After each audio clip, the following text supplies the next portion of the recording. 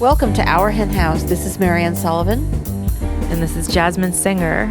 And we're so happy you are joining us for this week's show because it's so good. Jasmin's going to be interviewing one of our favorite people, Elisa Camahort Page. She is the founder of Blog Her, and she's a passionate vegan.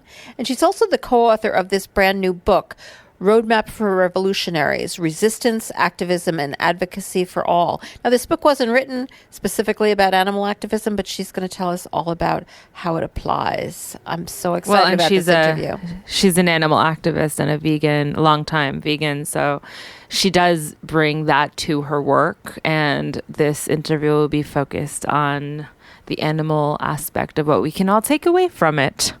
And I'm going to be doing Rising Anxieties. Tell us about the bonus content for this week. It will include a very special up-close encounter with Elisa Camahort Page.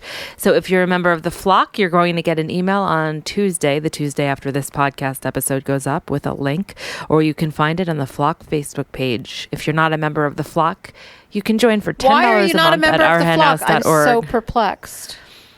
You can join at ourhenhouse.org/donate. And this is actually a really important time of year to join, because as of last week, my birthday, October 30th, through the end of the year, December 31st, all donations you make will be matched thanks to our very generous group of barnyard benefactors, up to $15,000. So any dollar that goes into our hen house in any way, shape, or form is going to be matched between now and October 31st. So please, it's our end of year fundraising. We're going to be talking about this through the next couple months as we're gearing up for end of year. I cannot stress enough how, like, in this moment in time when there is so much that we don't have control over, we have control over what we consume, and one of those things is media.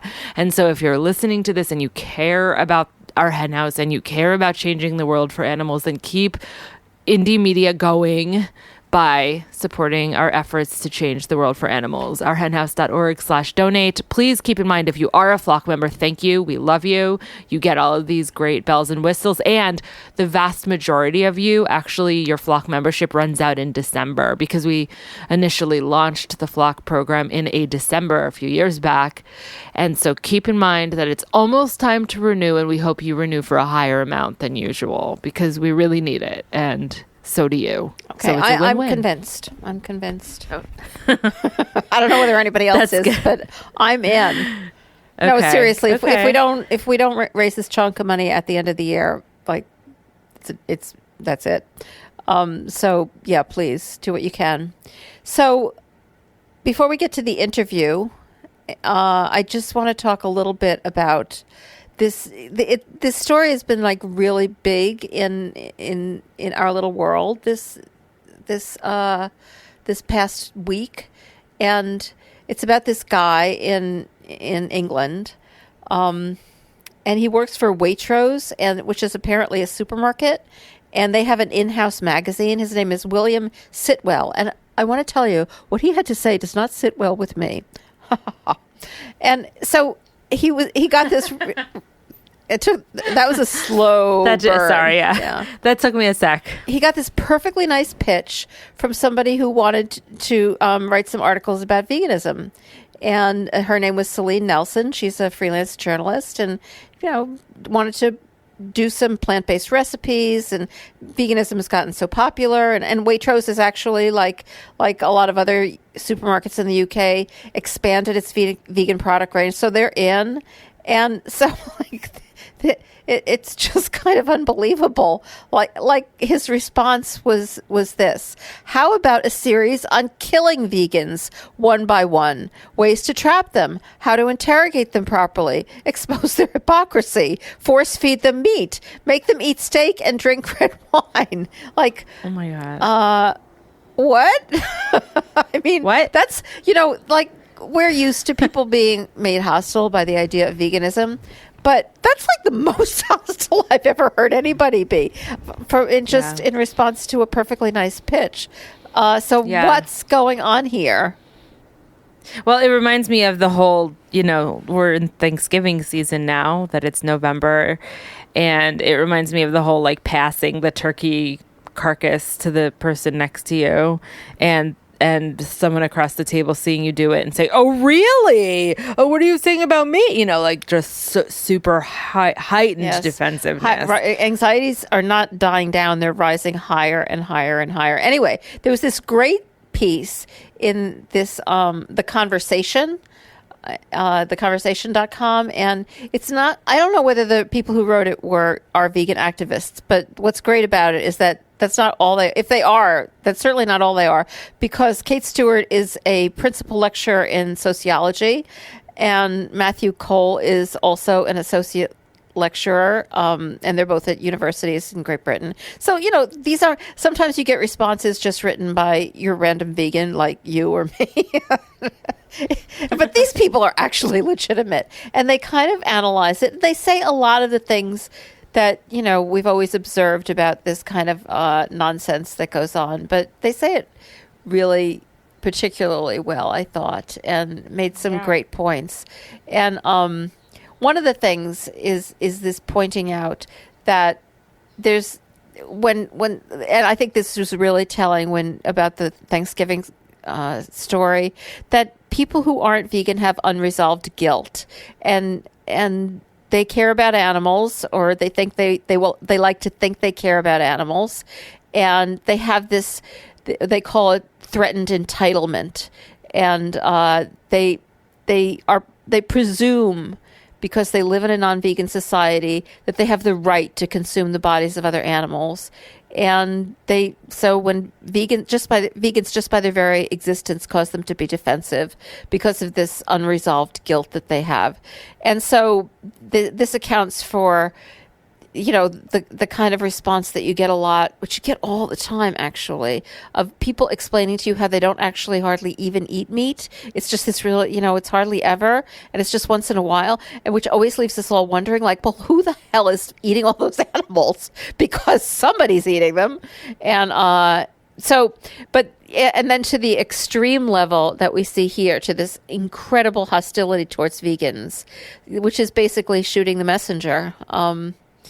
And we have all heard it before. It just seems to be I thought it would be getting better, but it's not. It's getting worse because they feel more and more defensive, because they are more and more threatened by this just fact coming out that this is not something you're entitled to do. They say it's like, I feel kind of bad even characterizing this article, because it's so well written that I really think everybody should go read it themselves. But I did want to point out some of the points they made. Well, do you think that ultimately this has been has had a positive spin because of the press it's garnered, or do you feel like it's just further resulting in I think my favorite spin that it has is that this guy got fired. Yeah, so that's good. It's funny. So aside from that, you know, I think that, maybe I'm reading the wrong press, I don't know, but I think almost all of the sympathy was on the side of the vegans here. Like, for once, we look like not the nut jobs. Like, he looks like the nut job. And I think that's so obvious, that what he said was so over the top and so silly, that I think it actually, like, maybe jostled a few people into thinking, maybe all of this is nonsense. I mean, the article does go on with a few other points that vegans are humorless, and everybody likes to say how vegans are humorless. And try being a vegan lesbian. I'm just going to read this. We have written elsewhere about how humor is used in popular culture to retrench oppressive power relations. I think that's just so true. Framing the expression of oppressive power relations as humor attempts to insulate it against critique, but we should remain alert to the potency and power dynamics of such quote-unquote jokes. I mean, we have seen this like in just every possible area. I mean, I'm thinking particularly of racist jokes. The process of like, have you ever been in a group when somebody tells a racist joke, and it's kind of like trying to force you to laugh, like to be part of the group? You either have to laugh or set yourself apart as like both different and kind of priggish or having no sense of humor. Yeah, you're faced with that moment of like, do I do I come out right now for what's right and what's good? Yeah. And that's its purpose, is to put you in that spot and try to push you through social pressure into, just caving in. Its purpose is not to be funny. Well, I mean, I'm sorry this happened, but I'm glad it did, I suppose, in a way. If it's going to get us to think in different ways, or it seems to have to be out and out bullying in order for the mainstream to get that, vegans are just not these horrible creatures. Remember when that thing happened when I first moved to LA with my car, and there was that kind of hate incident where someone put a fake parking ticket on it, and I have a vegan bumper sticker and I have a gay bumper sticker, and they said something homophobic on it and then threw in something vegan, and I got a lot of attention when I went public with what happened, and it was because it was a homophobic slur that kind of the fact that they were putting me down for my veganism got brought in with that in a way that was incensing. It was similar in the sense that it was totally not instigated at all, just this woman who was pitching for stories. And another thing they point out, which I think happens all the time, is he did issue an apology, and it was totally one of those apologize. I apologize profusely to anyone who has been offended or upset by this. Oh my God, I hate those apologies, those non-apologies. I'm sorry if you were offended. I'm sorry that you felt that way. Yeah. I'm sorry that, I own none of my behavior. That's not just in this context. Those kinds of apologies. Just in general. Yeah, you I hear know all the time. So anyway, this article points out all of these really, really good points and does it really well. So I highly suggest anyone who's ever suffered from this kind of phenomena or ever thinks that they might, go through this article, because it makes you feel a lot better. Yeah, totally. So I want to quickly bring up before we toss to Elisa that I have 2 speaking engagements in November. I hope that if you're listening to this, if you happen to be in California, that you come, because one of them is in Northern California and one is in Southern California. On November 10th, I'll be speaking at Toast to the Turkeys, which I'm really excited about, at Harvest Home Sanctuary. So yay, I get to be amongst turkeys who are being celebrated around Thanksgiving. And I'm super excited about keynoting at that event, and I will be reporting from there as well. So stay tuned to Our Hen House for more. And then in LA on November 25th, I will be speaking at the Tofurkey Fun Run, which I'm also going to run in, and I'm pretty out of shape, so I'll probably be last. So if you come see me speak, then you could join me at the very end of the race, where I'll probably be hobbling around. So, and there's also a dog costume contest there, by the way. Which, Rose would not like that. She does not like wearing costumes. We established that clearly the year that we tried to dress her up as a ladybug for Halloween. Oh, that she was so cute. Yeah, for a minute. So cute. She was cute for a minute. I know. It was animal. Anyway, I will be speaking to Rose pretty much every day. And that's kind of it. That's good. That's a good. And if you are listening good to audience, this, on the day it comes out, or in the next couple of days after it comes out, don't forget to vote. How anybody could forget to vote right now, I don't know. But if by any chance you are one of those people who's questioning whether they should vote, vote. Just vote. I get these press releases from all these random places. I don't know why I'm on the lists. They have nothing to do with veganism. But I got a press release from someone who was highlighting all of these restaurants that were offering free stuff for people who come in with an I voted sticker. And I was just skimming the press release for some reason, and there were a few vegan things on there. And then I later found out that Saturn Cafe, which is in Santa Cruz and Los Angeles, it's coming to Los Angeles. Excuse me, it's in Santa Cruz and Berkeley right now, is offering free vegan milkshakes if you voted. So if you're in Northern California and you vote, go there. And if you're somewhere else, you should try and find out if you can get a free thing. But even if you can't, vote. And I hope if you're listening to this after Tuesday that you're in a really good mood about how Election Day went. Me too. You'll be in a really good mood after this interview with Elisa Camahort Page, though. You will, because it's this is one I've really been looking forward to. Elisa is, of course, the co-founder of this hugely successful global women's media company, BlogHer. And BlogHer was recently acquired, and so now she's turning her very prodigious talents to writing and also to consulting. She consults with entrepreneurs, thought leaders, organizations that are driven to take their big ideas to the next level. And she is the person who knows how to do that. She is also, of course, a passionate vegan. And she's a brand new board member of Our Hen House. Yay, we're so excited. We scored a Lisa Camahort page. And as I mentioned earlier, Jasmine's going to be speaking to her today about her debut book, Roadmap for Revolutionaries, Resistance, Activism, and Advocacy for All. And she's going to be talking especially about how the lessons laid out in that book are so important for animal activists. Welcome back to Our Hen House, Elisa. Thank you so much, Jasmine. It's great to be here. You are in a hotel in Baltimore, is that right? Yes, I am. On your book tour, which is taking you all over the place. It must be a really interesting time to be traveling the country with a book called Roadmap for Revolutionaries. How is the current political climate impacting the reception you're getting to your brand new book? And congrats on the book, by the way. Oh, thank you so much. Yeah, when we first started working on Roadmap for Revolutionaries, Resistance, Activism, and Advocacy for All, it was the beginning of 2017. And we turned in our first copy of the full manuscript on October 4th of 2017. And by we, I mean me and my co-authors, Carolyn Gerin and Jamia Wilson.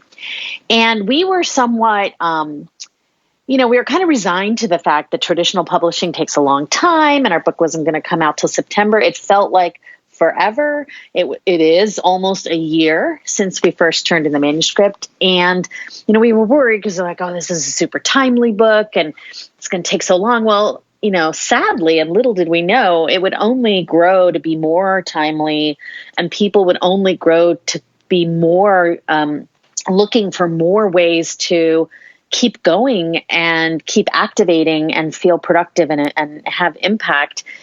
So being out on the road, which this is like day 15 out of 19 days straight that I'm going to be on the road, the audiences and folks who are coming to the book events, they want help. They want answers. They want to be in community with other people who are feeling frustrated and afraid, but fired up and motivated and really wanting to do something.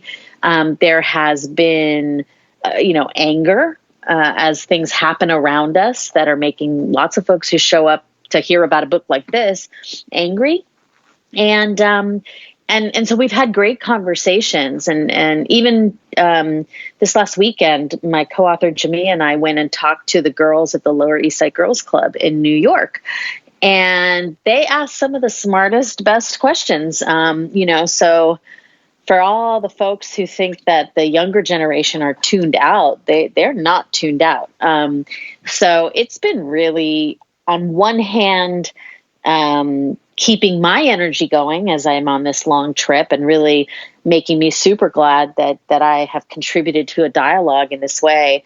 And on the other hand, I'm with everybody else feeling frustrated and scared and angry and wanting to know what I can do to actually bring change. Yeah, and there's so much change that is needed. As you said, the manuscript was handed in over a year ago, but we certainly don't need to let go of the idea of revolutionaries being absolutely vital at this moment in time. But there's so many reasons why. And obviously, for Our Hen House, we focus on how to change the world for animals. And your book has suggestions for all activists on how to be more effective, not just for animal activists, but you yourself are a longtime vegan. Can you just talk about that for a minute and how your vegan ethics sort of informed your book on activism and advocacy for all? Yeah, I mean, I first went vegetarian back in 1989 when I was living in New York City. And it all started when I adopted 2 kittens from the ASPCA and I got onto their snail mail list. And from there, I started getting all sorts of animal groups